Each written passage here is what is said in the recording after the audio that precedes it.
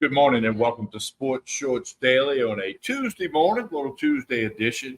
I'm Tommy Krysan, glad to be here, glad to have you there. Hopefully Ronnie Rance will jump in and join us in a minute. Hey, it's the summertime, travel schedules, vacation, days off, golf matches. So we're bouncing around a little bit and we find ourselves here on a Tuesday morning with some Sports Shorts Daily. I am live and in color from Court Street Cafe in Port Allen. Connect with them on Facebook and Instagram. You keep up with the lunch specials, dinner specials, drink specials. They will be closed 4th of July, but they'll be back open Friday morning. 4th Street Cafe in Port Allen. As always, we're presented by the LeBears Casino and Hotel in Baton Rouge. We go to Sportsbook, bet on LSU football, futures, Major League Baseball, and a whole lot more. Don't forget the Edge Lounge in the back left corner of the casino floor. Well, there's a lot happening in the world of sports. We'll start off with yesterday officially becoming the day that Oklahoma and Texas joined the Southeastern Conference. Now 16 teams in the Southeastern Conference, no more East and West. Throwing them all together, you're going to let it play out. That's what's going to happen in the Southeastern Conference. Now on August 2nd, the Big Ten officially adds all their teams. Of course, SMU went to the ACC. So conference realignment. I guess that's what happens on July 1 and in the summer these days in the world of college sports. But Southeastern Conference, a lot of talk about Oklahoma, a lot of talk about Texas. Actually, Greg Sankey got a question. He said, will there be a penalty for that horns down thing that opponents do to the Texas Longhorns? And he wouldn't comment. He dodged it. But I'll just say this, what I've said forever. If it's a penalty for horns down, it should be a penalty for horns up. Can't have it both ways, Texas. Grow up a little bit, okay? Quit being so soft because you're going to get welcomed to the SEC. You know, just like there's no cowbells, right? But they got them in Starkville. So don't look, Texas, just ease off of that, back off of that. All right, so lots happening in that. And, of course, college football right around the corner. You got all your articles and magazines now analyzing every conference, win-loss totals for those of you who want to bet at the sportsbook at LeBears, you know, predictions, coaches on the hot seat, you know, all that stuff flying around. It's a good time to get ready for college football. LSU about a month away from beginning practice along with everybody else. LSU baseball news. Thatcher Hurd is in the transfer portal. Of course, he was a winning pitcher in the championship game against Florida in 2023.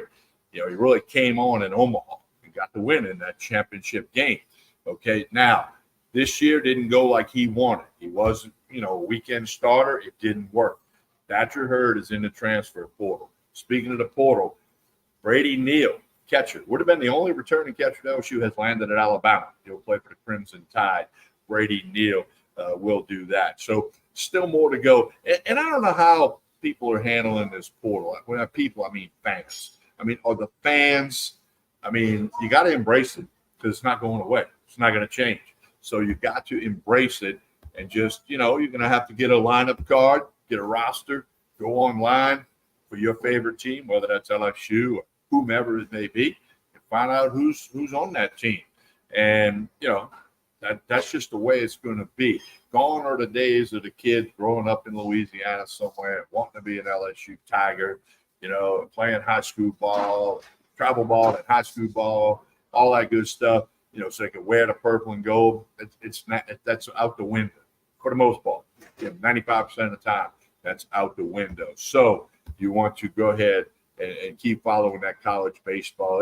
It's something when you consider that Omaha has been over for over a week, yet we're talking about college baseball. It's because of the portal. It's because of NIL deals. It's because of coaching changes, coaching staff changes, all that good stuff.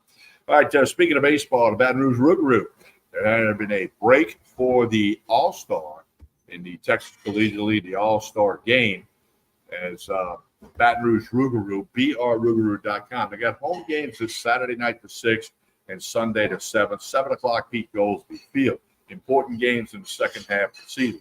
The All-Star game will be tomorrow night, Wednesday, July 3rd, in Seguin. Several players from the Rougarou will play on Team Louisiana in the All-Star game. You can check that out at TexasCollegiateLeague.com. You can watch it. Check out the Rougarou players, Team Louisiana versus Team Texas. For the Texas Collegiate League All-Star Game in Seguin, Texas. I don't think you want to drive to Seguin. That's a pretty long ride. But watch it at TexasCollegiateLeague.com.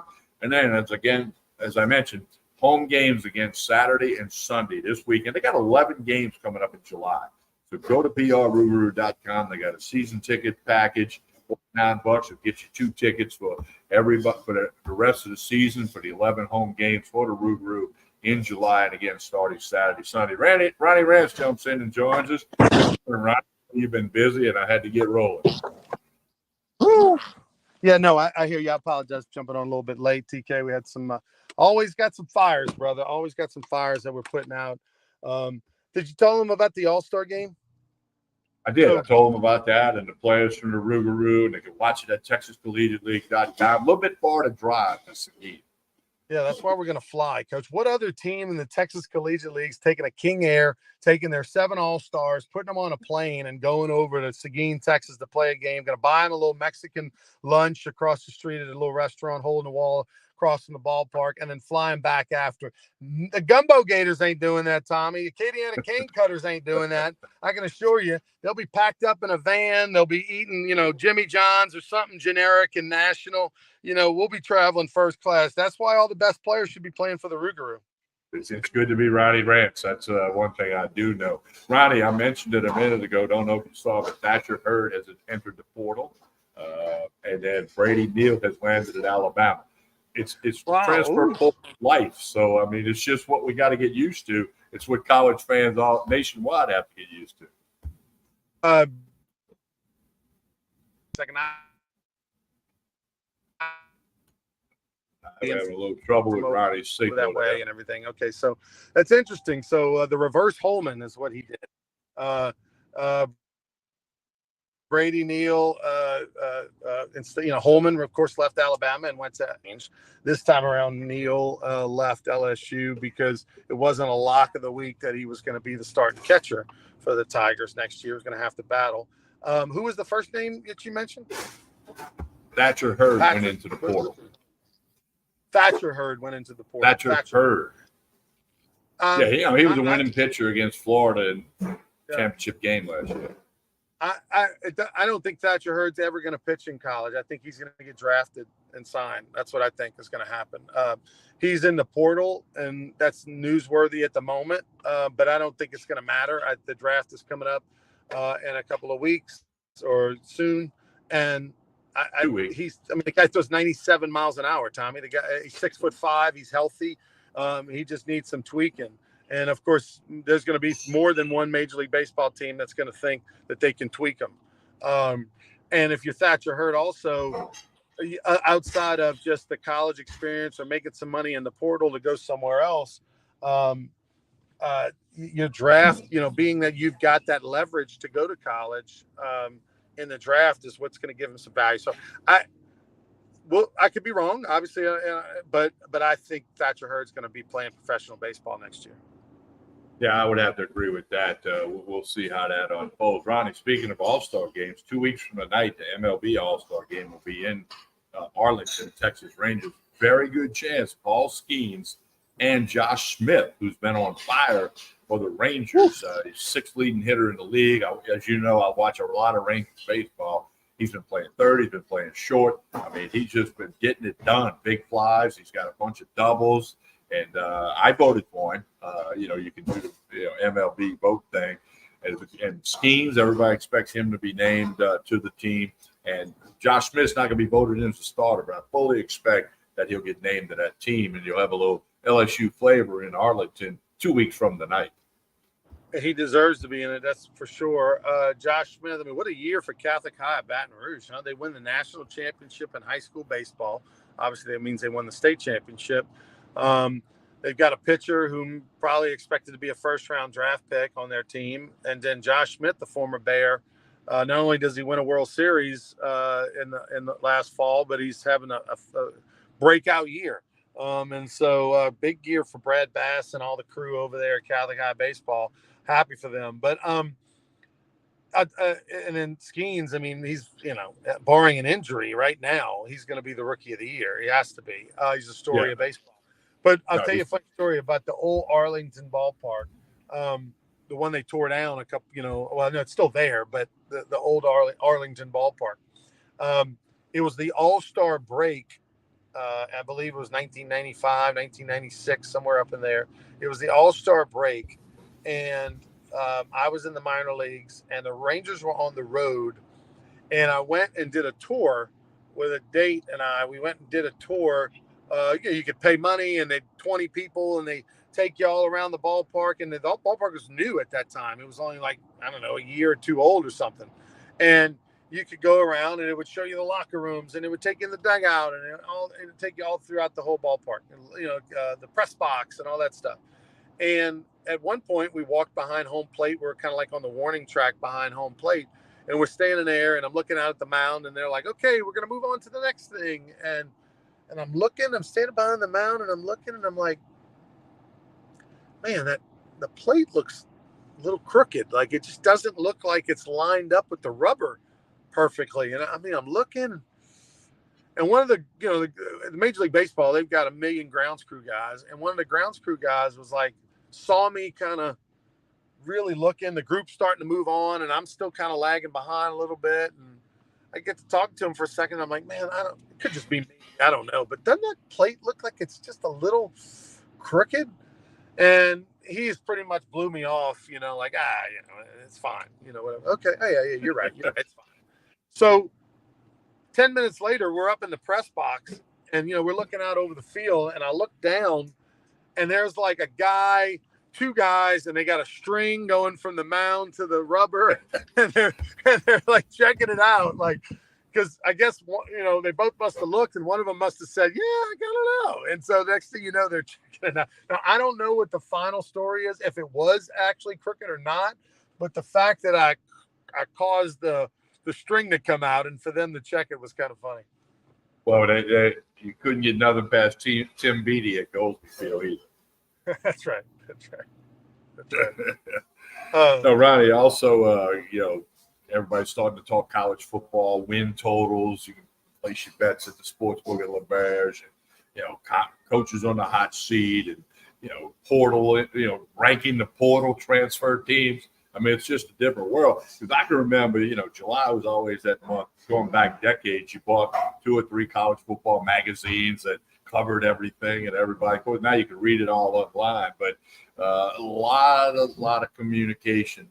Social media is really filling up with everybody anticipating college football. It is. But before we talk about that for a second, did you see Texas A&M named a coach, baseball? Yes. They promoted their hitting coach, who'd been there the last 3 years. A guy is super young. I think he was born in born in '88 or something like that. He was an assistant at Arizona State from like 17 to 21, and then he was an assistant at A&M from 21 to now, and they promoted him to head coach. So very little experience. Got a giant job. I think it was a desperation play by A&M to try to keep some of its players that are in the portal and might be leaving. I think by getting their hitting coach and by getting a guy they're familiar with for the last 3 years, some of these guys in the portal are going to return to A&M, and that's what it was all about. He also signed former LSU pitching coach, who's the head coach at the University of Washington. I'm drawing a blank, Tommy, on his name. Jason Kelly. Jason Kelly, thank you, who played JUCO baseball 1 year with my brother, by the way, Gus Rance. Jason Kelly is going to leave Washington as the head coach. That's how big time this job is. He's going to leave Washington as the head coach and going to go to Texas A&M as the pitching coach. That's like Chip Kelly leaving UCLA as the head coach in football to go to Ohio State to be the offensive coordinator. I mean, that's just different level stuff. I mean, the Pac-12, hey, goodbye. It is dead. Put a fork in them. It's unbelievable to think how the mighty have fallen from that once great, proud conference to where they are now. Done. That conference went dark Sunday night, and the Pac-12 networks and the other platforms that they had all ceased. They got a little sign up says we have ceased operation. They can leave that up for like 2 weeks. So yeah, that's Oklahoma and Texas joining the SEC is a big thing, but it's also a big thing that the Pac-12, which has been around for our lifetimes, is no longer. And the Longhorn Network as well. Obviously with Texas coming to the SEC, they no longer have the Longhorn Network. It'll just they'll just be a regular participant, and they'll have the SEC Network. I feel bad for all those people that lost their jobs. I mean, that's the biggest part, the human element. Guys like Keith Moreland and Greg Swindell, who did a lot of work for the Longhorn Network. They'll now do work internally for ESPN Plus, SEC Network, just like what Lynn Rollins and I do, or Ben McDonald does. But it won't be the same. And the Longhorn Network paid more. The Longhorn Network had more gigs. So it's definitely going to be life-changing for a lot of people. But it's just wild how the world is turning on its head. But that said, Texas A&M, an unproven head coach. The reports are that they did go for Tony Vitello very heavily. I mean, they offered him the moon, the stars. He told them he was building a palace, a castle. The words were he was going to build a castle in Knoxville, not only for himself, but for his program. Supposedly, they're going to put up to $90 million on renovations on the new ballpark and whatnot over in Knoxville. So Tony Vitello's not leaving. And Texas A&M has an unproven head coach, which is quite different. I would have thought they would have stolen someone away or going after a proven coach, not someone who hasn't been a head coach. Yeah, that's an interesting move, and we'll see how it plays out. It kind of surprised me a little bit that they didn't grab a bigger name, and I'm sure they tried. Obviously, they tried. They tried to get Vitello out of Tennessee. That didn't work, but there's a lot of other good coaches around this country, and I guess they couldn't talk anyone into it. By the way, ran into Jay Johnson yesterday morning, was at the airport flying back from Omaha, Nebraska, where I did the Stinger Sports High School Baseball National Championships all last week, Thursday through Sunday. Myself, Todd Walker, Lynn Rollins, Chris Sylvester on the call. And I was flying through Atlanta on the way back to Baton Rouge, and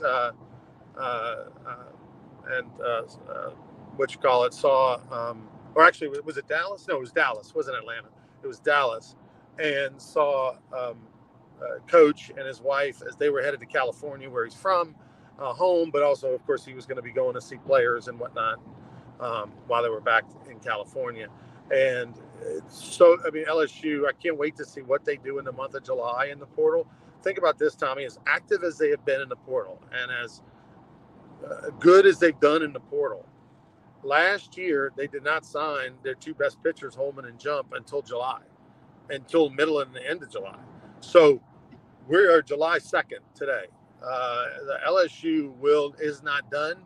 They will be signing a lot of good players here this month. And so, we'll see what happens.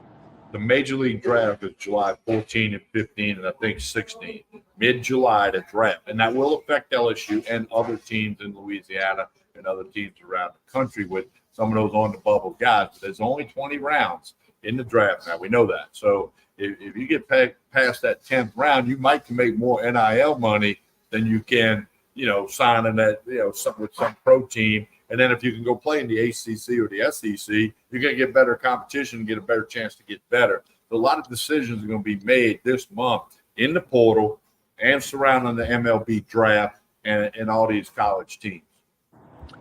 Look, Bear Jones is an interesting one, the first baseman for LSU. I don't expect him to be back. Where will he go?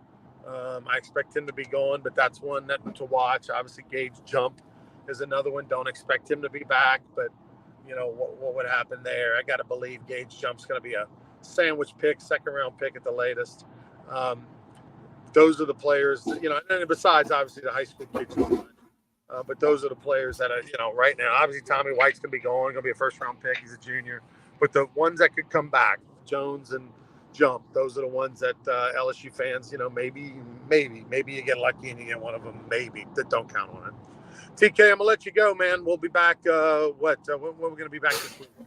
Tomorrow morning, 9 o'clock, good with you? Sounds I'll be good. over at Tremonti's. They'll be open for the 4th of July at Tremonti's. But also want to remind you, Court Street Cafe here in Fort Allen will be closed on the 4th of July, but you can enjoy breakfast, lunch, dinner. Other than Thursday, get here Friday morning for some breakfast. So after the 4th of July, breakfast, relax a little bit. A lot of people are off work Friday. Court Street Cafe, 805 Court Street in Port Allen. Connect on Facebook and Instagram. Full service bar. You can see right behind me. Drink specials, food specials, weekly specials, steak night on Saturday. You keep up with it if you just connect with them on Facebook and Instagram. Do that. We appreciate it. As I mentioned, we'll be back tomorrow at 9 a.m. from Tremonti's Meat and Seafood. Like and share this show. That helps us out. No matter whether you're watching on Facebook, X, or Twitter, like and share this show. That helps us out a lot. On behalf of everybody here at Court Street Cafe in Port Allen and Ronnie Rants, I'm Tommy Price. Have a great day, everyone.